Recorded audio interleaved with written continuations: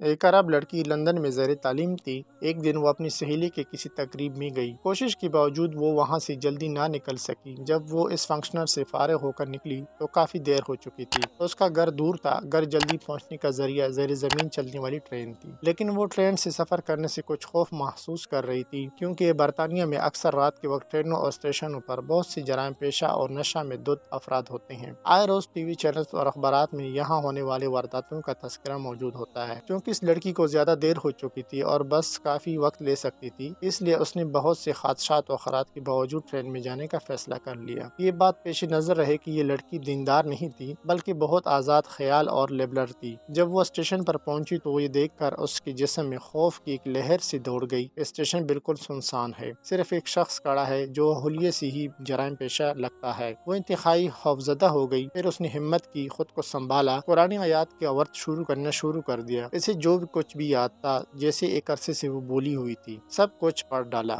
اتنے میں ٹرین آئی اور وہ اس میں سوار ہو کر بخیریت اپنے گھر پہنچ گئی۔ اگلے دن کا اخبار دیکھ کر وہ چونک اٹھی۔ اسی اسٹیشن پر اس کے روانہ ہونے سے تھوڑی دیر پہلے ایک نوجوان لڑکی کا قتل ہوا اور قاتل بھی گرفتار ہو گیا۔ وہ پولیس اسٹیشن گئی، پولیس والوں کو بتایا کہ وہ قاتل سے کچھ دیر پہلے وہ اسی اسٹیشن پر موجود تھی۔ میں قاتل کو پہچانتی ہوں، اس سے کچھ پوچھنا چاہتی ہوں۔ وہ مجرم کے سیل کے سامنے پہنچی تو اس سے پوچھا، کیا تم مجھے پہچانتے ہو؟ اس نے جواب دیا، ہاں پہچانتا ہوں، رات کو تم بھی اسی اسٹیشن پر آئی تھی۔ لڑکی نے پوچھا، پھر تم نے مجھے کیوں چھوڑ دیا؟ وہ کہنے لگا، میں تمہیں کیسے نقصان پہنچاتا؟ تمہارے پیچھے تو 2 انتہائی صحت مند اور قد آور باڈی گارڈ تھے۔ یہ سن کر لڑکی حیران ہو گئی۔ اسے یقین ہو گیا کہ قرآن کی آیاتوں کا ورد کرنے کی وجہ سے اللہ کی طرف سے اس کی حفاظت کی گئی۔ وہ واپسی اپنے گھر آ گئی۔ وہ واپسی پر اللہ کے تشکر اور احسان مندی کے جذبات سے مغلوب تھی۔ اللہ کی مدد اور نصرت پر اس کا بھروسہ مزید بڑھ گیا تھا۔ اگر ہم اپنے دل کی گہرائیوں سے اللہ کو پکار دیں اور اللہ کی تائید و نصرت پر بھروسہ رکھیں تو ہم اللہ کی رحمتوں سے کبھی محروم نہیں رہیں گے۔ یہ میسج اپنے دوستوں کے ساتھ ضرور شیئر کیجیے گا۔ جزاک اللہ خیر۔ السلام علیکم ورحمۃ اللہ۔